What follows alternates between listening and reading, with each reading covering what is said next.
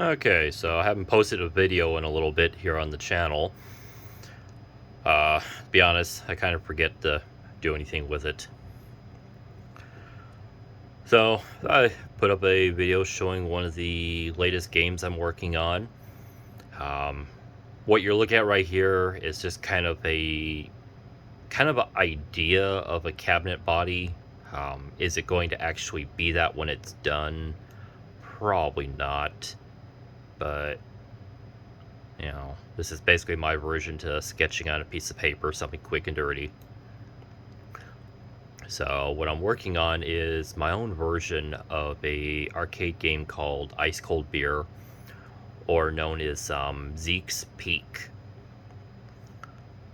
So let's see if I can bring up a picture of the original.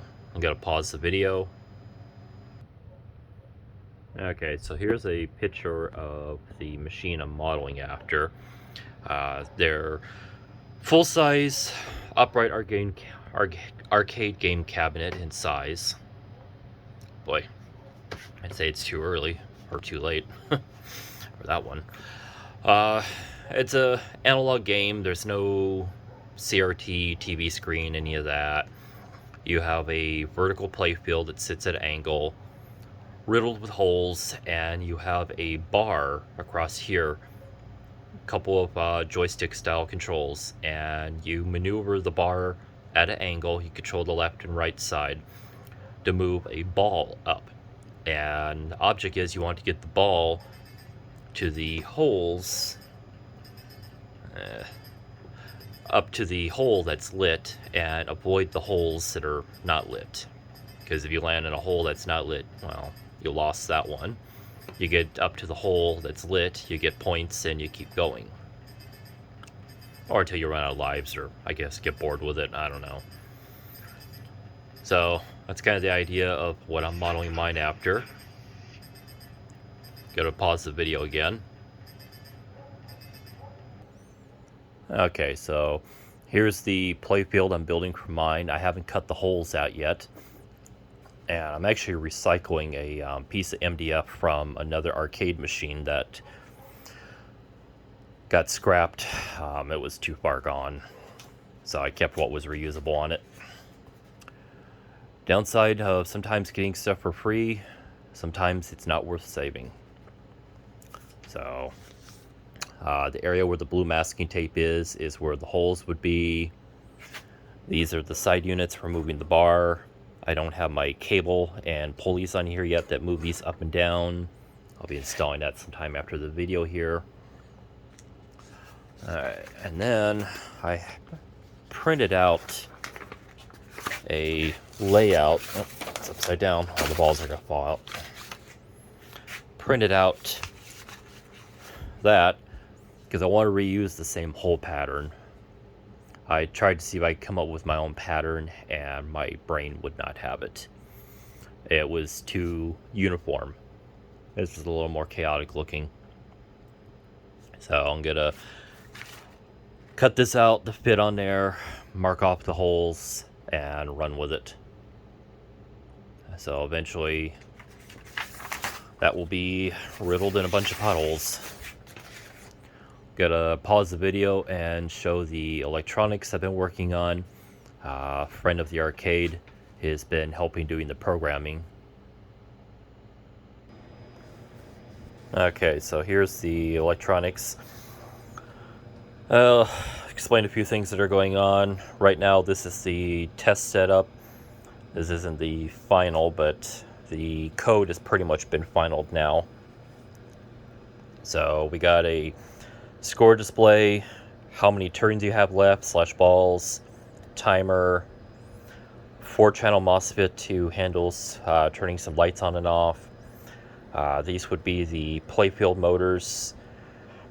There's a few things going on with that subject. I'll have to do a updated video later showing the system and when it's all put together. But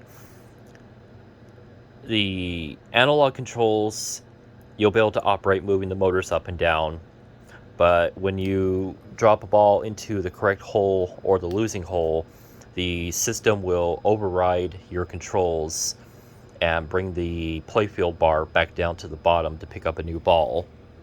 So that's why these are wired into the Arduino right now. This is running on an Arduino Mega, needed the pins, otherwise you could use something smaller. There's better ways to have done probably the pin management and not required as many pins, but it works. And then my setup for what I'm doing, I have a button here that represents a coin box, so if you were to drop in a token, then I have an actual start button. I don't believe the real one has a start button. I believe as soon as you drop in the token, it starts. Two of these switches here represent playfield limit switches, so when the bar comes down, it knows when to stop. And then 10 of these buttons here represent the 10 pockets that will be lit up. And of course, we have 10 LEDs, 5 here, 5 more over there. One of those will light up indicating the hole you want. And then I have one over here, kind of hiding in the pile there, that represents the losing ball pockets. And I'll show this working here in a bit. And then I have a MP3 soundboard unit. This has 32 trigger pins on it. So you can have 32 different sound effects hooked up to a micro switch, and you know, depending on what you're using it for. And of course, speaker, amplifier, I'll be using a different one. This one makes a high-pitched sound. Standard 4-channel MOSFET board. I like these ones better than the single ones. Wiring these ones in for some reason seems easier. So do a test run showing how the software here works. So coin button. Well, no radiation so far. I'm sure you're glad to hear that. So when you put in the coin button, it will play a sound effect. Most of the sound effects on here right now are all temporary. I'll probably do something more appropriate to what you would expect. But then again, I might change sounds to match whatever theme I'm doing for my machine, because mine's being modeled after Ice Cold Beer, but it's not going to be a copy of it. So it's going to have its own theme and its own artwork. Since my arcade mostly goes to private events like Wasteland Weekend, Neotropolis, Zeke's Nuclear Winter, and possibly a couple others coming up this next year. It's mostly apocalypse theme, so Mad Max mixed in with any other end of the world scenario, minus aliens and zombies. Alright, so we'll press the start button. We're not in Kansas anymore. Playfield resetting if it needs to. Limit switches. My code guy is going to be taking a look to see why the timer's not starting right away, but it doesn't matter. Time matches it anyway. So, we got a light that's lit up. Let's turn that down. Just a little.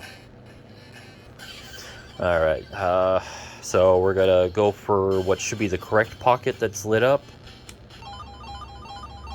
And of course, we just got points.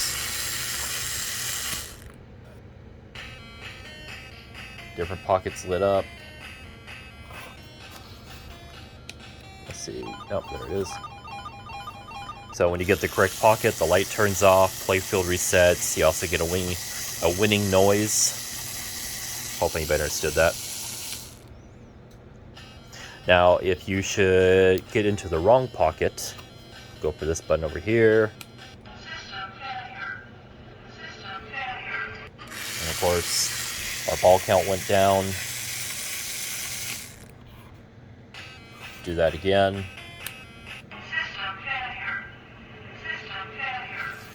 And it has a game over mode too. I'm gonna pause it.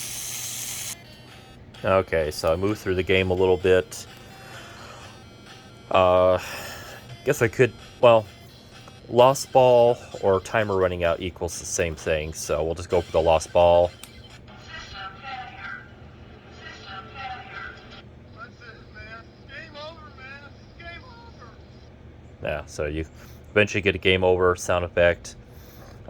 If the display here was capable of fully doing letters, it would say game over, but only did 3 letters, as you can see.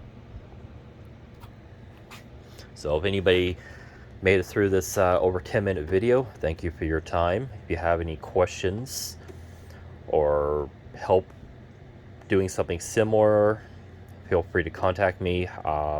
You can try to reach out to me through my YouTube page. No guarantee there. You can reach out to me on my Facebook page for my arcade, which is Gilly's Arcade. There'll be a link down in the description, along with some other stuff. Alrighty, good day to you all.